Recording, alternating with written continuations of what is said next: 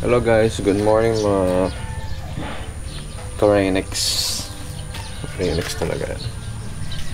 So ayan, this morning, so wala po tayong ride pa rin. Ayan. So gumagawa po tayo ng paraan para makapag-ride.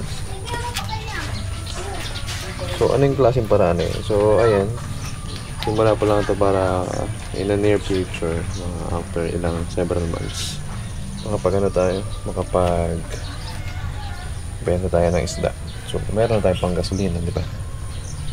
So ayan guys, since it's not related naman sa pagmamotor, no, pero DIY dito sa bahay.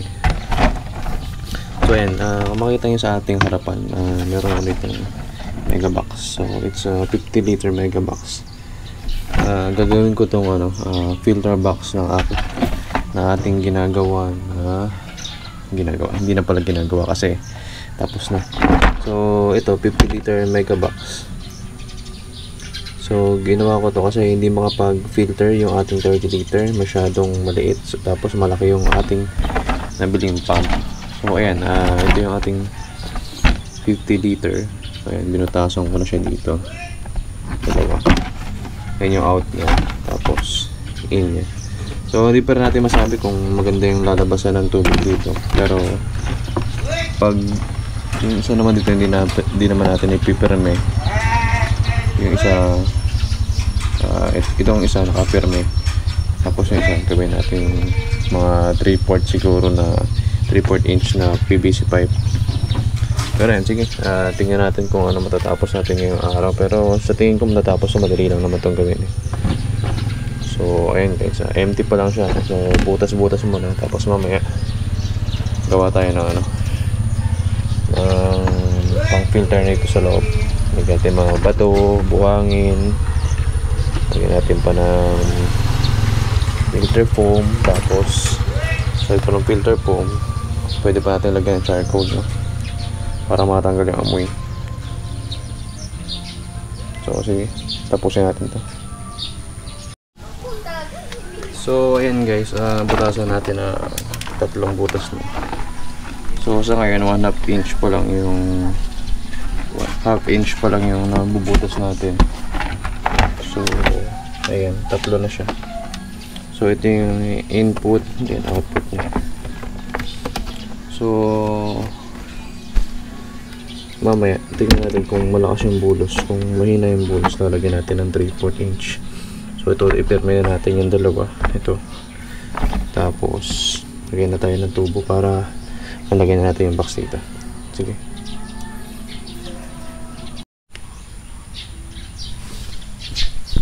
So ayan guys, lalagyan natin yung yung mga coupling natin.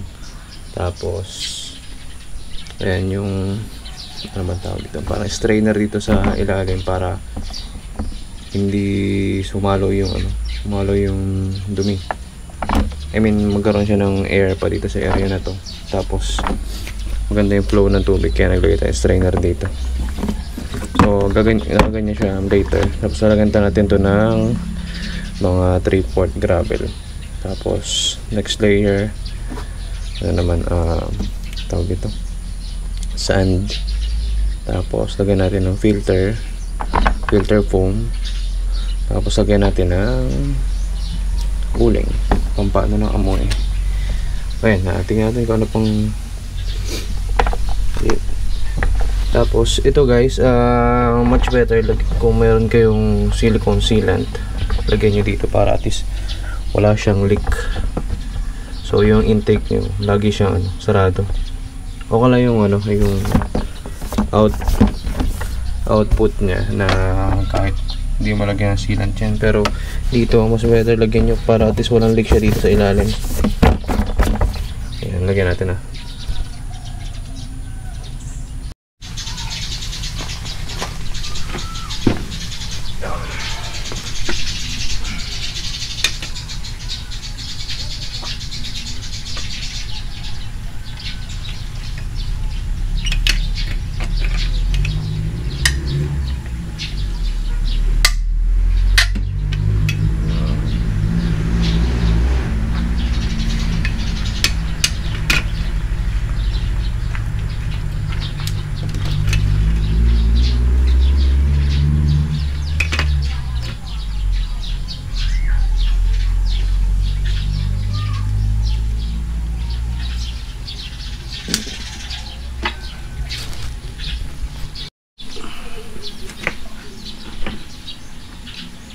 ayun guys, nalagyan natin to. So nasilikon na natin. So para at least hindi ganun ka dugyot tingnan. Pag may silikon ko sa labas, punasan mo konti lang. Para wala mga residue.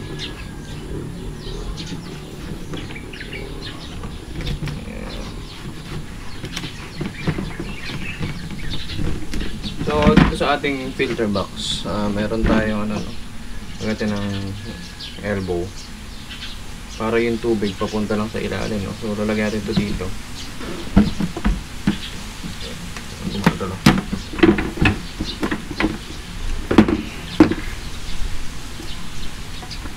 Lagyan natin ito dito para pababa lang siya.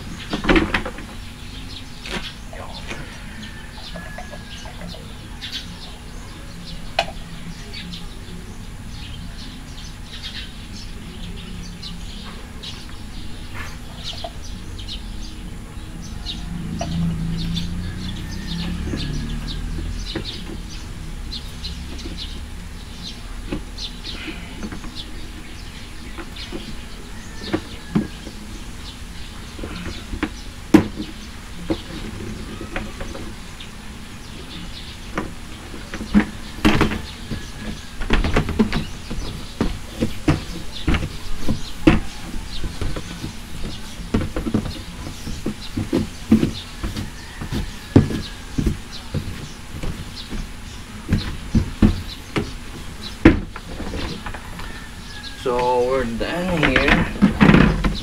Part na to. So dito naman naglalagay tayo ng coupling sa output. Tama ba sabi ko, coupling, adapter? I think same. Malaki dito. Yan pala. Oh, sige, adapter na. Female and male adapter. Okay.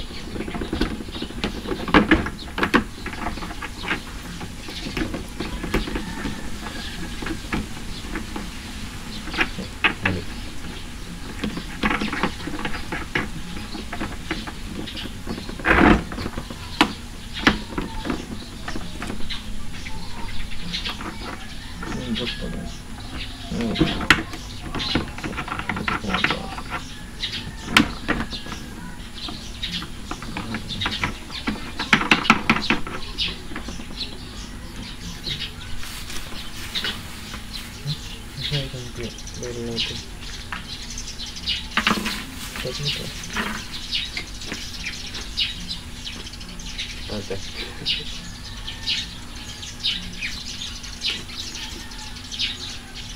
Ayun. So, kabitin natin ito dito. So, fast forward na lang natin para doon tayo sa may medyo buo na.